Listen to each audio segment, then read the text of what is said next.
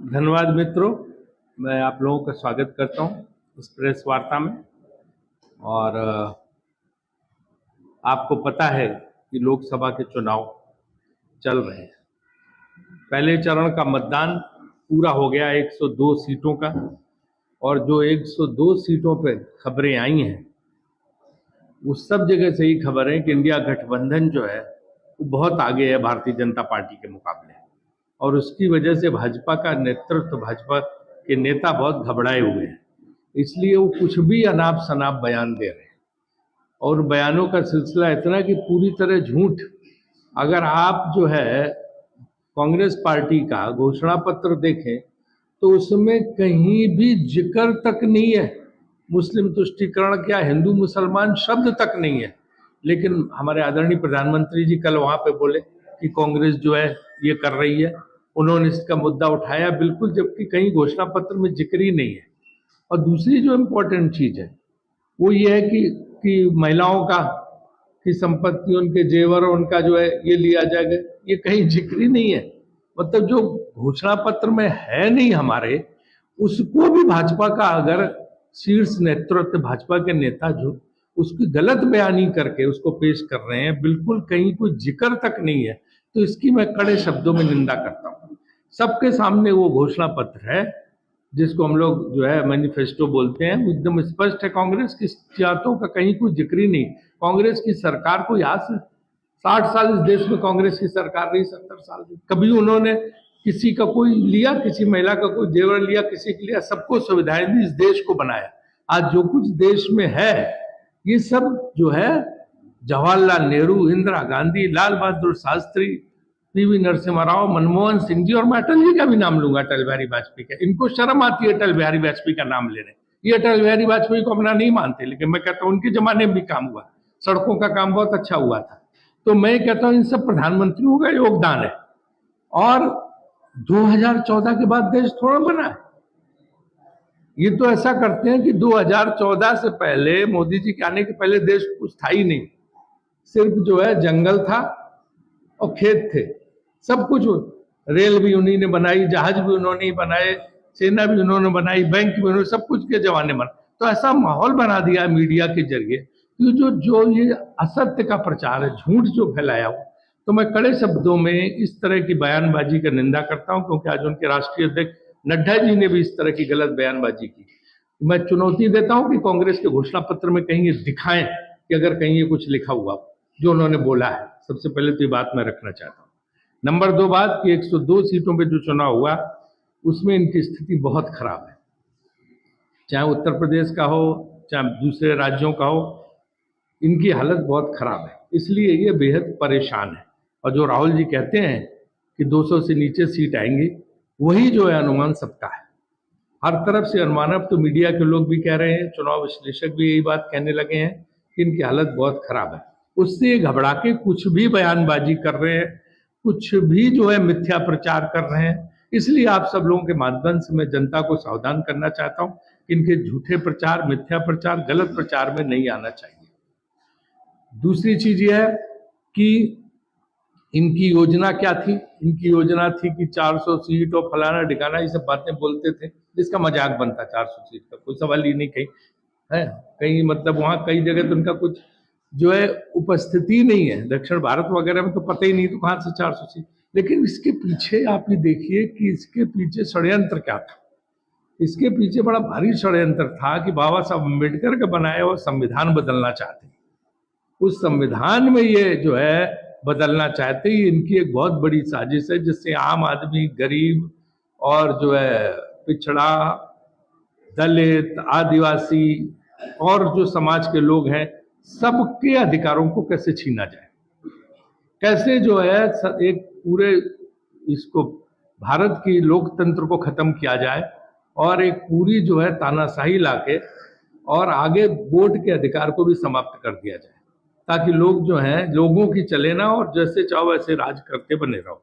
इसलिए जो है इनकी जो है दूसरी बहुत बड़ी साजिश है कि इस देश के लोग जो संविधान है उसको बदल दिया जाए, उसको खत्म कर दिया जाए। इसलिए ये चाहते हैं, क्योंकि उसके लिए 3/4 बहुमत चाहिए, इसलिए ये जो है इस तरह की बात कर रहे हैं।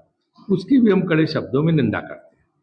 अब मैं अपनी बात ये रखता हूं कि कांग्रेस ने 5 गारंटी दी और उन 5 गारंटी को हम लागू करेंगे। हमने जो कुछ कहा है पिछले चुनाव में आपने देखा होगा, सब लागू किया हर राज्य में।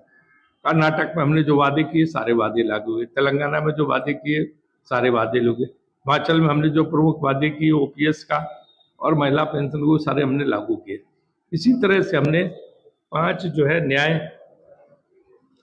और उसकी गारंटियां रखी हैं, जिनकी कॉपी भी आपको उपलब्ध करा देंगे और हम पढ़ भी देते हैं उनको आपकी सुविधा के लिए, ताकि आपको समझ में आए।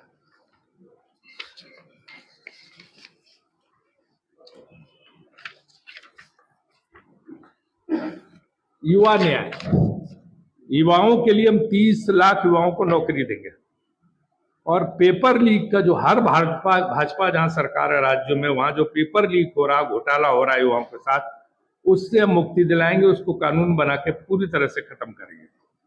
25 साल तक के डिग्री या डिप्लोमा होल्डर को साल में 1 लाख रुपए की अप्रेंटिसशिप देंगे हर युवा को। 5,000 करोड़ का नया स्टार्टअप फंड लागू होगा। अगर कोई युवा अपना व्यापार करना चाहे तो उस 5,000 करोड़ का स्टार्टअप फंड होगा, उससे पैसा लेके अपना व्यापार शुरू कर सकता है।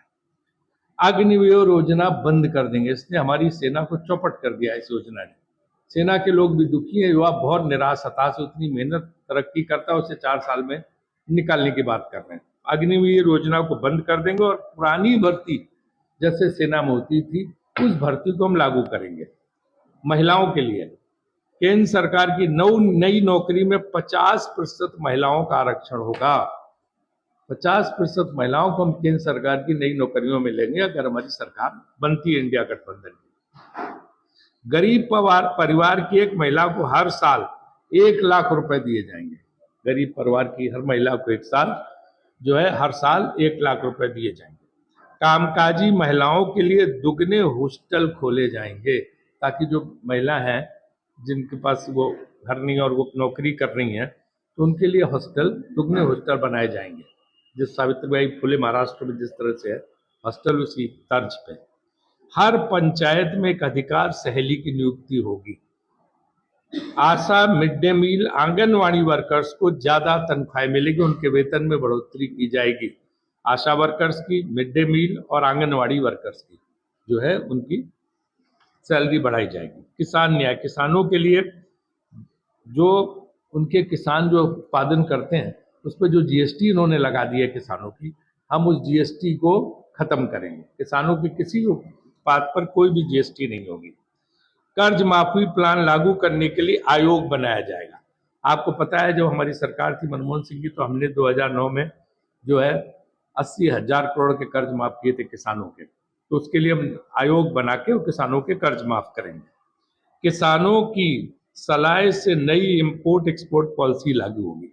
आपको पता है कि किसान कितना जबरदस्त जो है अनाज उत्पादित करते हैं और भी कृषि की चीजें पैदा करते हैं, लेकिन उसका उनको फायदा नहीं मिलता। कुछ लोग बिचौलिए जो है उनका सामान लेके और बाहर निर्यात कर देते हैं, क्योंकि बाहर बहुत मांग होती है अनाज की और सबकी, सब्जियों की, सबकी। तो अब किसानों के लिए नीति बनेगी ताकि उसका सीधा लाभ जो एक्सपोर्ट होता है वो किसानों को उसका लाभ मिले, जो निर्यात होता है वो किसानों को सीधा उसका पैसा पहुंचे। उसके लिए हम अलग से पॉलिसी बनाएंगे। फसल नुकसान पर 30 दिन के अंदर पैसा ट्रांसफर होगा। अगर किसी का फसल नुकसान हुआ ओला से, आंधी से, बारिश से, किसी चीज से, तो 30 दिन तक अंदर उसके खाते में उसके मुआवजे का भुगतान हो जाएगा किसान के उसमें। और एमएसपी इन्होंने बंद कर दिया। आपने देखा होगा पूरा दिल्ली किसानों ने घेर लिया था।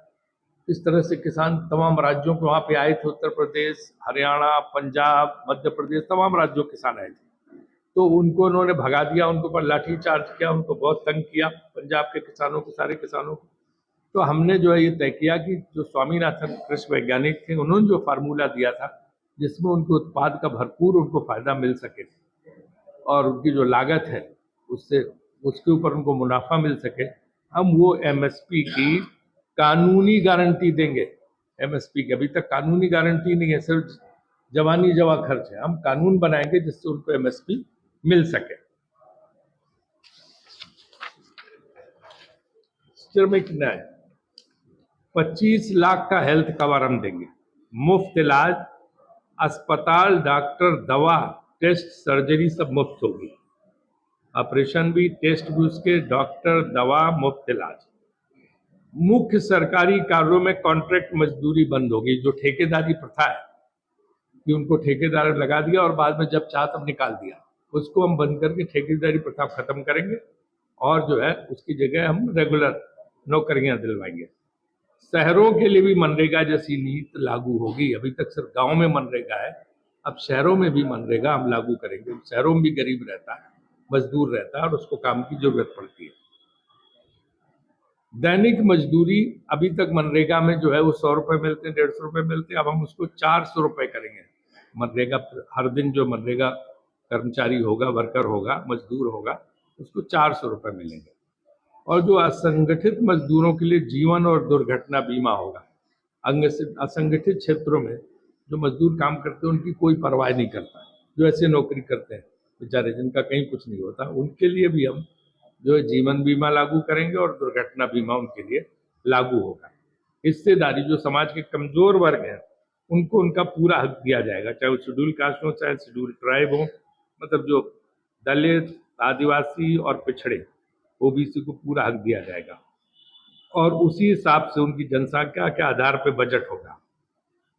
वन अधिकार कानून वाले पट्टों का 1 साल में फैसला होगा। जो झगड़े चलते हैं कानूनी पट्टे के वन के अधिकारों पे, जंगल में जंगल जमीन जिनको बोलते हैं, उनका 1 साल के अंदर हम फैसला कराएंगे। और 50% की जो आरक्षण सीमा है उसको खत्म करेंगे और समानता के लिए हर व्यक्ति, हर वर्ग की गिनती होगी कि किसकी क्या संख्या है।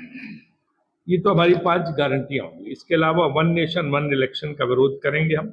लोकसभा और विधानसभा चुनाव तय समय पर ही कराए जाएंगे। ईवीएम के जरिए मतदान तो होगा, लेकिन वीवीपैट की जो पर्ची निकलती है उसकी हम गिनती कराएंगे। 10वीं अनुसूची में संशोधन का वादा, इसके तहत दल बदल करने पर विधानसभा या संसद की सदस्यता खुद समाप्त हो जाएगी। ये जो खरीद फरोख्त कर सरकारें गिरवाते हैं, एमएलए को पैसा दे दे के और तोड़ तोड़ के सरकारें, जो भाजपा ने बना लिया है कि लोकतंत्र खत्म करो, हर जगह डाका डालो सरकारों को, हर तरह से इस्तेमाल करो सरकारी एजेंसी की, उसके बल पे, पैसे के बल पे, सत्ता के बल पे सरकारें तोड़ डालो। इन सबको रोकने के लिए ये कानून हम लाएंगे कि जिसने भी पार्टी छोड़ी उसकी सदस्यता अपने आप खत्म हो जाएगी, चाहे जितना ही हो। और पुलिस और केंद्रीय एजेंसियां सख्ती से कानून के अनुसार काम करेंगी।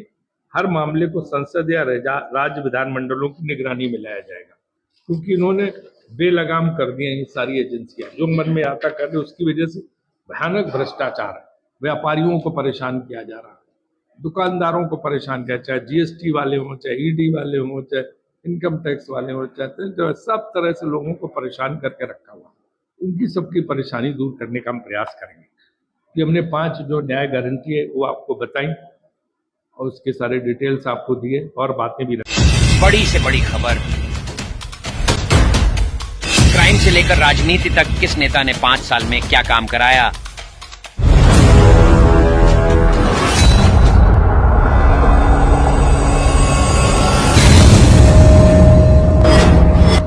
मिलेगी सबसे पहले हर खबर चेंजिंग फ्यूचर न्यूज पर, जो बदलेगा आपका